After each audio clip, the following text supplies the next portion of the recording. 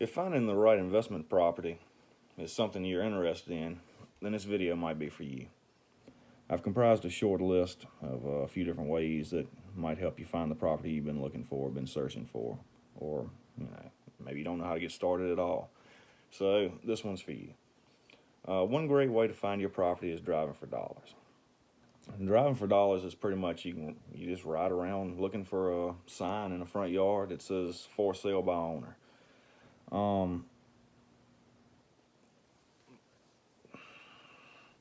The seller, the homeowner who's selling the house, they didn't want to pay realtor fees, so they might pass that savings on to you, or split it between the two of you, so you can save a little money there. On top of that, the seller might not know what market value the house is anyway, so you might be able to get a better deal just because they don't have the knowledge, whereas a realtor, they know the area and they're going to say, hey, you can get this much for this house.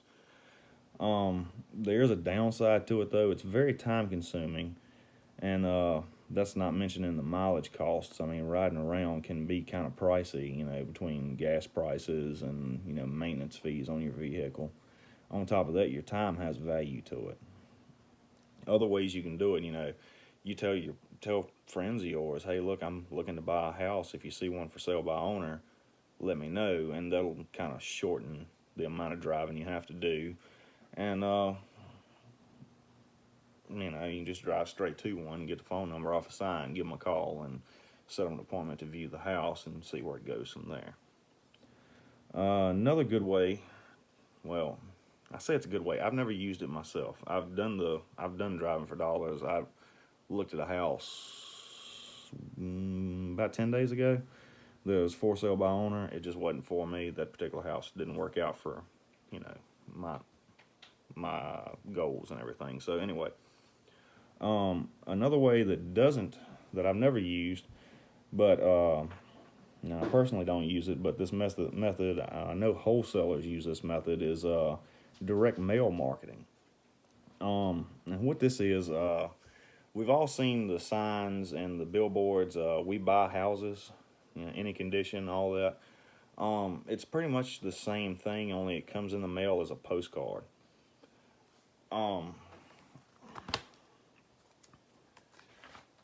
Direct mail marketing will pretty much be the same thing as that. With the EDDM lists provided by the post office. Now, what a EDDM is every door direct mailing list, and these, I'm pretty sure they're provided by the post office. You can market where you want these postcards. You print up a bunch of postcards and they say, I'm interested in buying your house. Here's my phone number. Give me a call, or here's my email address, or whatever. And they're not addressed to a particular person. They'll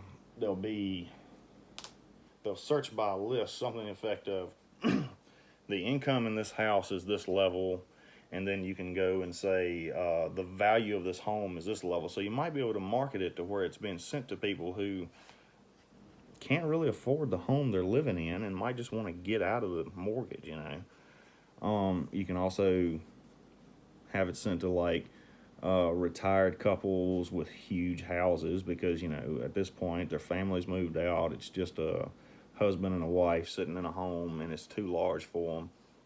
You might get a call like that. Also, if you're interested in doing the direct mail marketing, leave me a comment below. It's the business I'm in. I will get those postcards printed for you. All right. Anyway, the third option is the MLS, or multi-listing service. This will be where you'll find the most of the properties, and you can find a lot of properties real quick.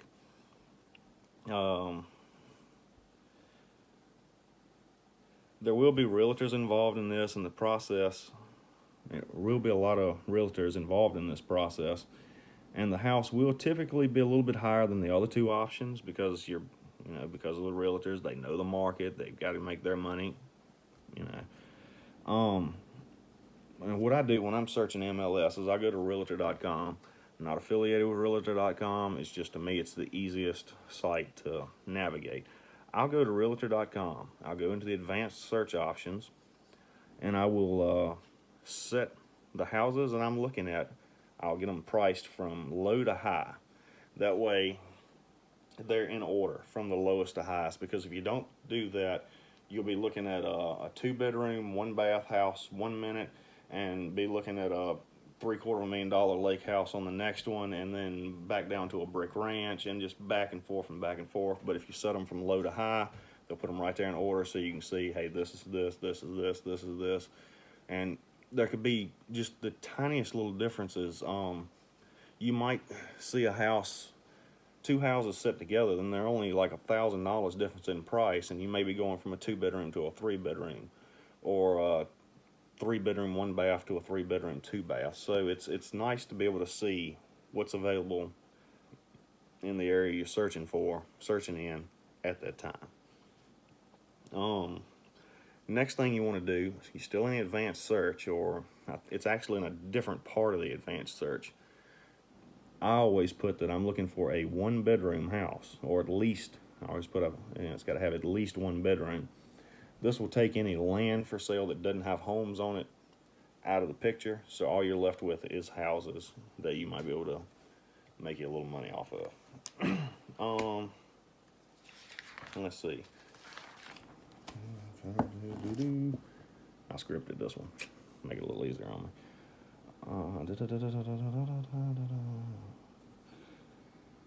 Scripted it and almost memorized it while I was writing it, so now I don't know where I am.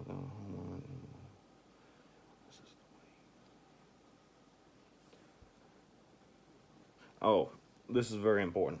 I would suggest if you decide to look at some houses on the MLS, find your own realtor. Don't use the realtor that's the seller's using. And the reason being is they work for the seller. They're not working for you. You find a realtor that works for you. It doesn't cost any extra. The 2 realtors will split the commission, and then your realtor will, they do not have a problem negotiating a price downwards, because they know, you tell them what your criteria is, tell them why you're buying this house. It's an investment property. If they know that, they will gladly go in and offer lower and lower prices, because they know this will not be the last house you buy from them. So they're not looking at, how can I make a quick dollar? They're looking at, long-term, steady income. I've got a very good relationship with my realtor. She's sweet as anything, and on top of that, every time we buy a house with her, I get like $100 Lowe's gift card. Can't beat that. And we get cakes for Christmas from her and everything. So, get your own realtor. It's nice to have somebody who you can build a long-lasting business with. I hope you found this video informative, and if you did, please check out some of my other videos. And as always, like, subscribe, and share. And I'll be talking at you real soon. Later.